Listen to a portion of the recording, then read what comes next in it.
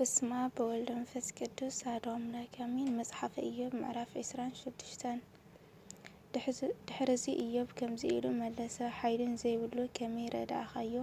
ነቲ ጽንዓት ዝሰኣነ ቅልጽምውን ከመይ ኣድሓንካዮ?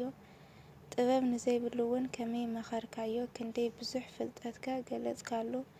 ነዚ ቃል እዚ ብመን ሓገዝ ተናገርካዮ?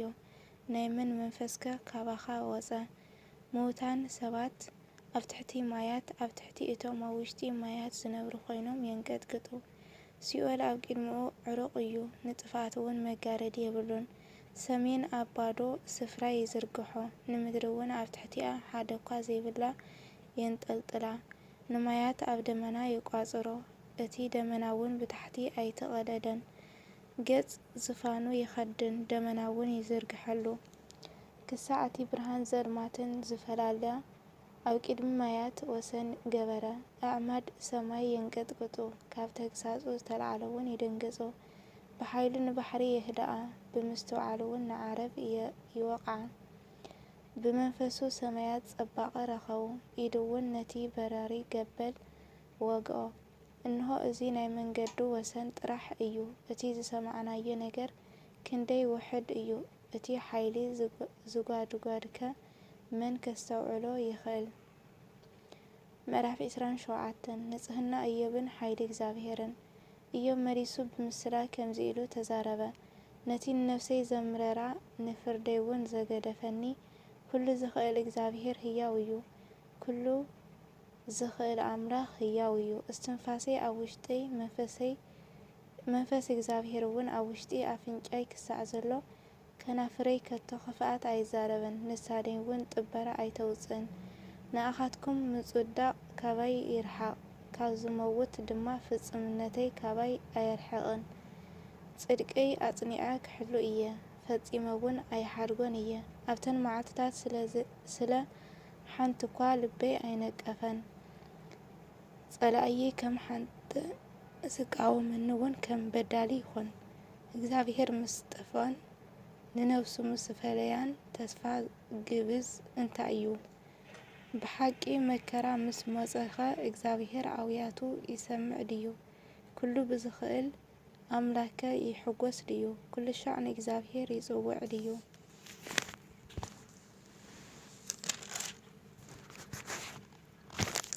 ብዛዕባ ኢድ እግዚአብሔር ኣነ ክምህረኩም እየ፣ ሓሳባት ናይቲ ኩሉ ዝኽእል እግዚአብሔር ከዓ ኣነ ኣይሓብአኩምን እየ።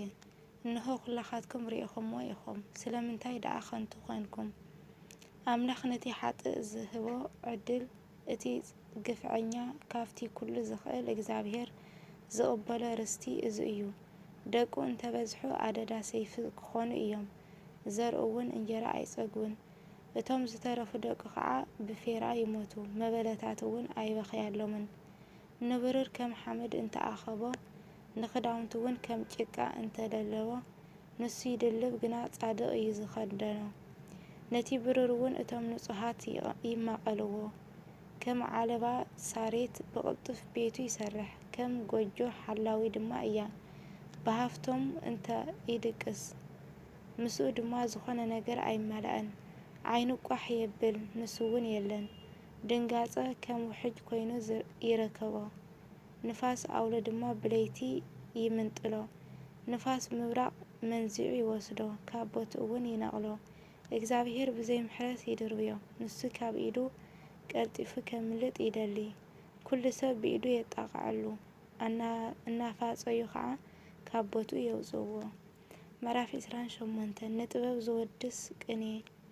ብሓቂ ብሩር ዝወጸሉ ወርቂ እውን ዝፈሰሰሉ ቦታ ደሎ?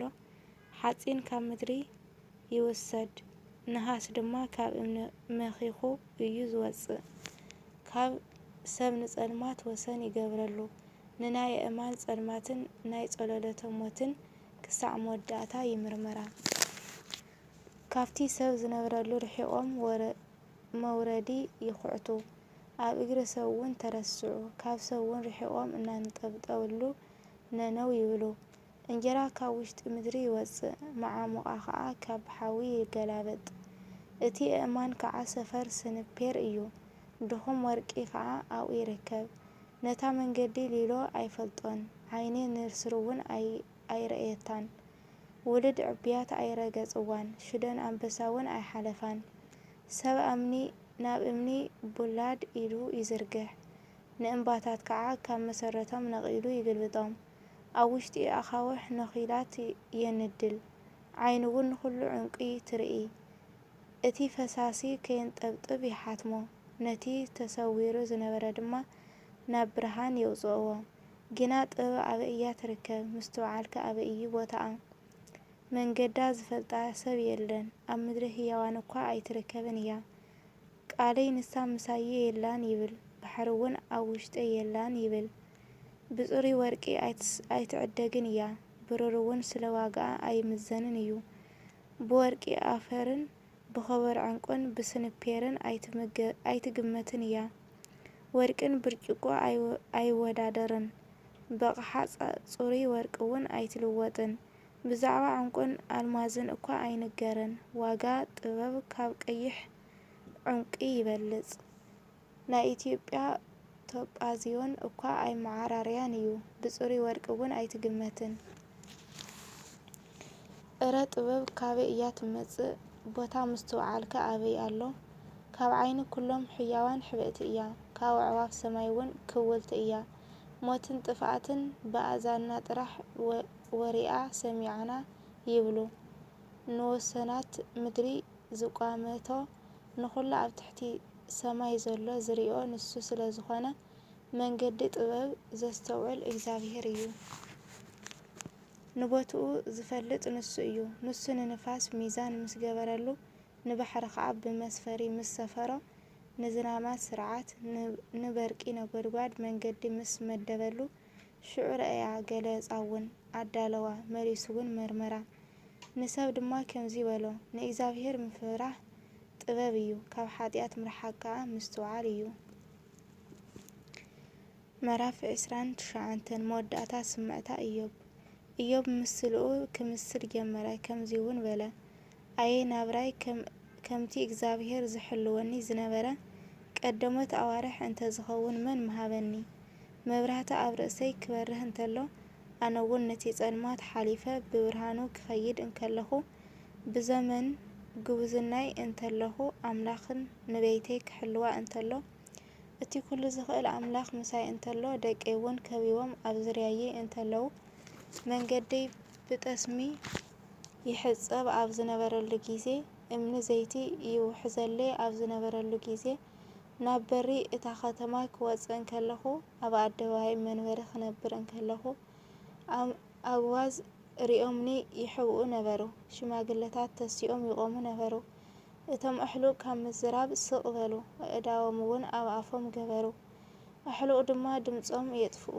መልሓሶም ከዓ ኣብ ተሓናጎም ይጣበቕ ነበረ ዝሰምዐኒ እዝኒ ኣድነቐትኒ ዝረኣየትና ዓይኑውን መስከረትለይ ሓገዝ ደልዮም ንዘእውዩ እረድኦም ነበርኩ ነቶም ረዳእ ዘይብሎም ድኽታማትውን እናግፎም ነበርኩ ንጥፍኣት ዝቐረበ በረከት ኣባይ መጸ ንልቢ መበለታት ከዓ ዕልል ከም ዝብል ገበርኩ ንጽድቂ ለበስክዋ ንሳውን ለበሰትኒ ፍርደይውን ከም ባርኖስ ቆብዓን ነበረ ንዕውር ዓይኒ ንሓንካስውን እግሪ ክኾኖ ነበርኩ ንድኻታት ኣቦኣቶም ነበርኩ ሙጉት እቲ ኣነ ዘይፈልጦ ሰውን መርመርኩ ምንጋጋ ዓመፅቲ ሰበርኩ ነቲ ዝመንዝዐዎ ከዓ ካብ ውሽጢ ኣስናኖም መንጠልክዎም ኣነ ንዕድመይ ከም ሕፃ ክበዝሕ እየ ኣብ ማእኸል ደቀይውን ክመውት እየ በልኩ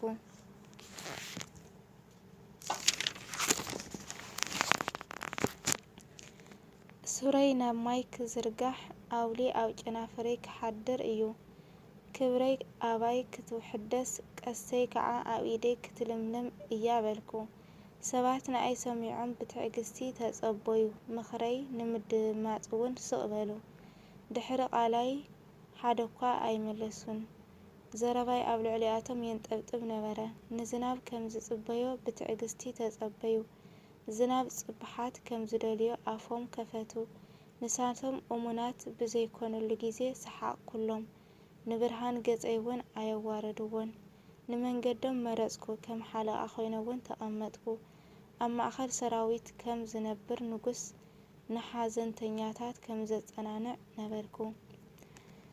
ምዕራፍ 30 ሕዚ ግና እቶም ብዕድመ ካባይ ዝንእሱ ነቶም ምስኣቶም መጓሰ ዝሕልው ኣኽላባት እኳ ንምንባር ዝነዓቅምዎም የባጭውለይ ኣለዉ። ምሉእ ሰብ ምዃኖም ጠፊኡዎም ነበረ። ብርትዐ ኣእዳዎም ንኣይ እንታይ ክጠቕመኒ እዩ። ብስእነት ጥሜትን ዝመንመኑ እዮም። ናይ ምፍራስን ምብታንን ጸልማት ናብ ዘለዎ ምድረ በዳ ይሃድሙ። ኣብ ጥቓ ቖጥቋጥ ዘሎ ጨው ጨው ዝብል ኣታኽልቲ ይረኣዩ። ሱር ተሃሰስውን ንምግቦም ይግበሩ። ካብ ሰባት ተፈልዮም ተሰጐጉ። ኣብ ልዕሊ ሰራቒ ዋዕዋዕ ከም ዝብል የድህዩ።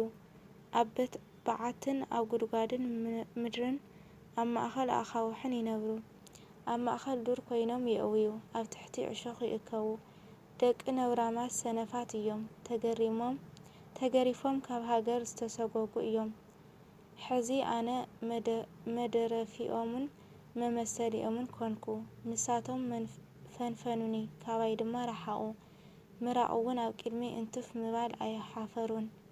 ንሱ መነወሪ ቀስተይ ኣልሕሊሑ ኣዋሪድኒ እዩሞ ንሳቶምውን ኣብ ቅድመይ ልጓሞም ፈትሑ። ብወገን የማነይ ስድታት ደቂ ተለዓሉኒ። ንእጋረይ ደፊኡውን መንገዲ ጥፍኣት ኣባይ የልዕሉ ኣለዉ። ንመንገደይ የባላሽውዋ ኣለዉ። ረዳእ ዘይብሎም ሰባት ንመንከራ የብዝሕዎ። ብገፊሕ ስፍራ ከም ዝመጹ ይመጹኒ። ብፍሩስ መከባብያ ተኸቢበሎም ኣለኹ። ተንከባሊሎም ይኣትዉ።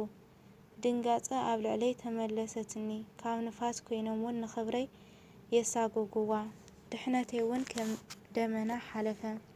ሕዚውን ነፍሰይ ኣብ ውሽጠይ መኸኸት። ዘመን መከራ ሓዘትኒ። ኣዕጽምተይ ብለይቲ ብደውየ ይንድል። ዝቐራጥመኒ ቃንዛ ኣይዓርፍን እዩ።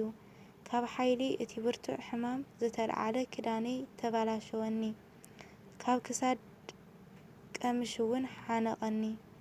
ንሱ ናብ ውሽጢ ጭቃ ደርበየኒ። ካብ ሓመድን ሓሙኽሽትን መሰልኩ። ኦ ኣምላኸይ ናባኻ ተማሃለልኩ። ንስኻ ግና ኣይመለስካለይን። ተሳእኹ ኣይተመልከትካንን። ተመሊስካ ጨካን ኮንካኒ። ብብርቱዕ ኢድካ ኣጨነቕካኒ።